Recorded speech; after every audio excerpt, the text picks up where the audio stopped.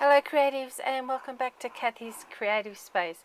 As you can see, I have got another adorable card for you today. This one is a little bit more technical, but it's not difficult. Again, I have chosen the Incredible Like You stamp set out of the Occasions catalogue. As I mentioned in my last video, this catalogue is available to the 31st of March alongside our annual catalogue. So go and have a look.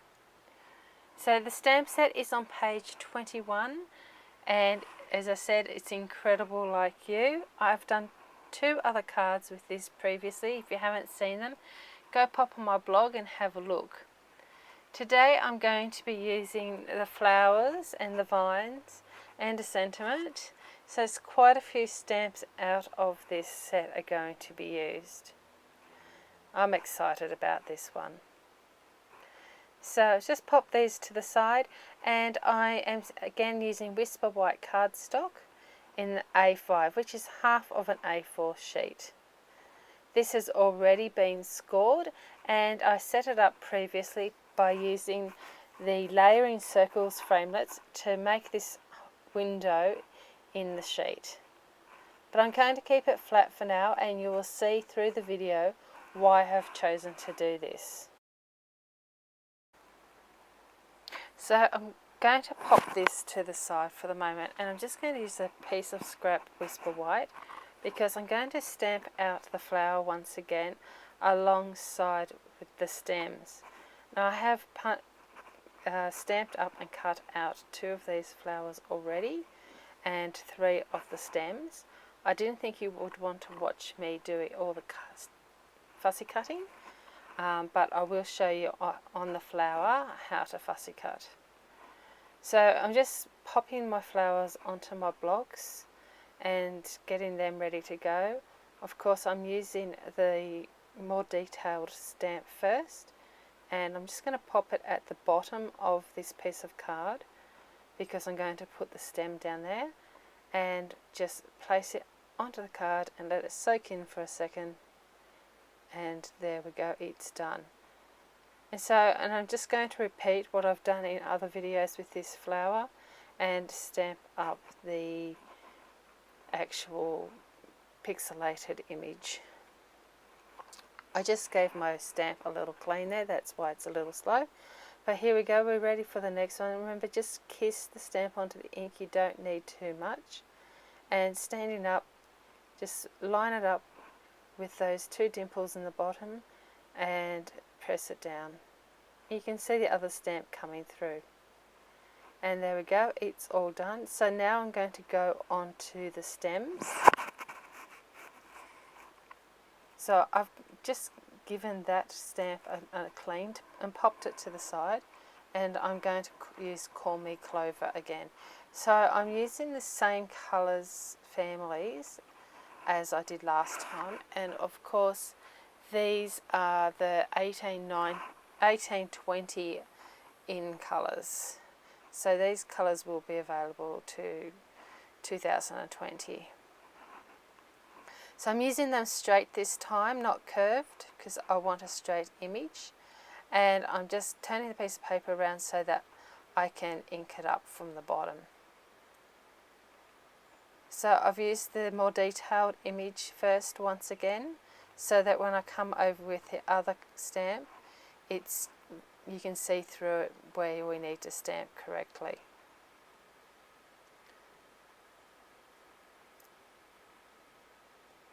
So I'm just lining it up again and stamping it on, and you'll see that everything lines up really nicely.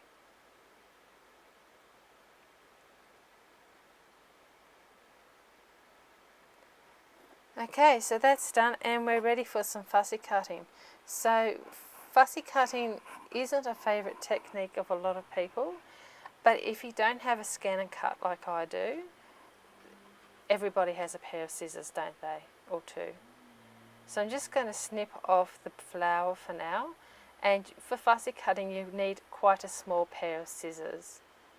And for this technique, what you really need to do is very carefully cut right on the edge of the ink. But rather than turning the scissors, you're turning the piece of cardstock. So you can see there almost, I'm sorry it's gone off screen a little bit, that I am holding my right hand still and my left hand is moving the cardstock. It's not a difficult technique to learn, but it is one that is very useful. As I said, a lot of people don't like it. So I'm just snipping off the end there so it's easier for moving around, and I'm just going to go around the bottom of the image. Now I am going to do this for the green stem, but silly me, I did manage to do most of it off screen, and I figured that after seeing this video you'll be able to do it anyway. So there's all the 4 stems ready for you to go. So the next step is with the card again, and I'm going to decorate the card base a little bit more before I start with attaching the flowers and the stems. So I've used a little branch and soft suede, and I'm just popping 3 on there. And I have fast forwarded this video so you don't have to sit here listening to me yammer on, but I'm using these branches and the large individual leaf. Now these really remind me of our Australian gum trees, and I think it's gorgeous. So I'm going to look for a stamp to see if I can replicate the little gum nut flowers. So I'm popping a leaf on each of the branchlets to start with, and then I'm going to fill in some extra space with more leaves around the edge of the circle. So there's those leaves done. And also I was just showing there that the tiny leaves will match on those branches exactly, but I'm not using them at the moment. So I'm going to also pop on some of the little flowers, the very small flower on the stamp set, and I'm using the lovely lipstick once again because I really do love that colour. So just randomly popping them in spaces at the ends of the leaves, and I will pop something on the edge of the circle as well.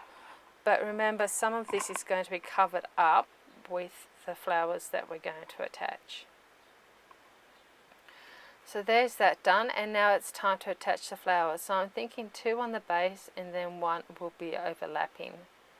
So that's approximately where I want those 2.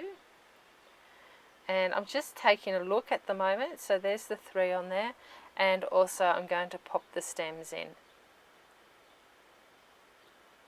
Just having a quick look at how it's going to turn out. Yep, I like that a lot. I'm just going to pop them out of the way for the moment because I do have to get my adhesives ready, and there's one more step before we do that. So now I'm folding my card and once again burnishing the edge for that flat fold. And what I want to do here is pop a sentiment in the middle. And of course I have chosen my favourite sentiment, which is "I just adore you." So once again we're using the clear blocks, and I'm going to be using the Memento black ink. This ink gives a brilliant crisp black image on these cards. So I'm just inking it up with a kiss and lining it up in the middle of the circle, maybe just a little bit higher so that it's not covered by the flowers. And so now we can adhere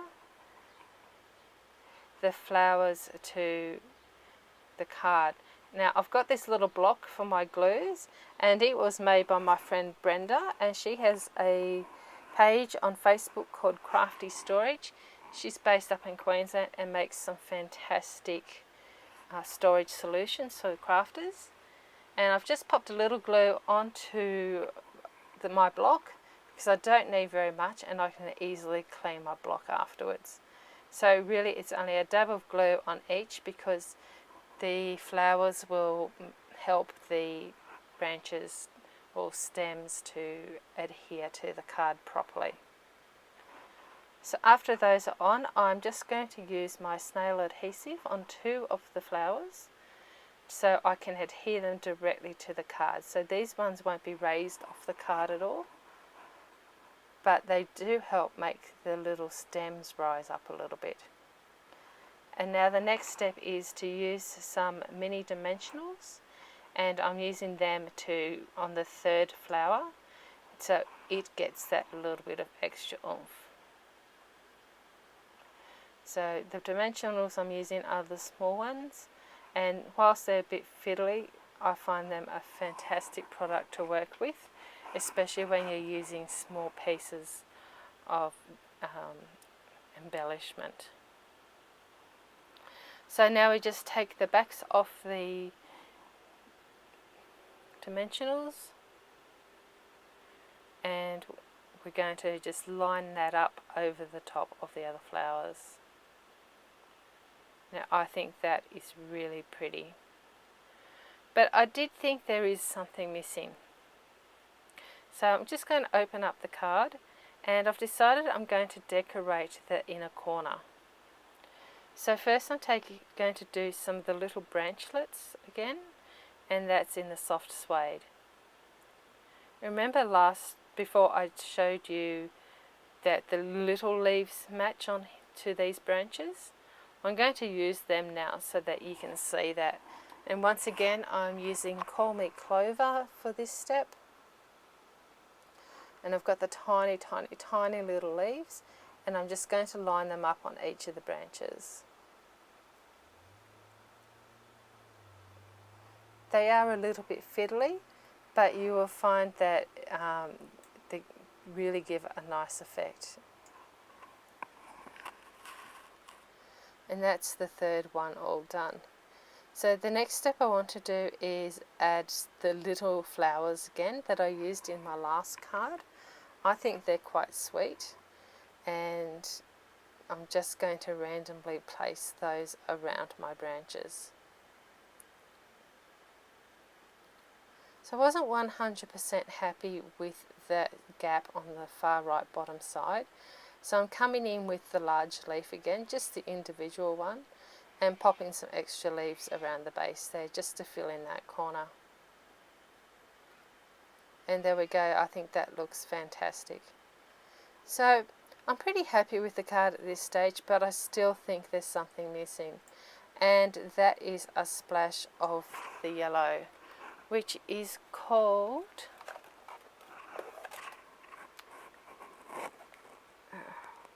Pineapple Punch.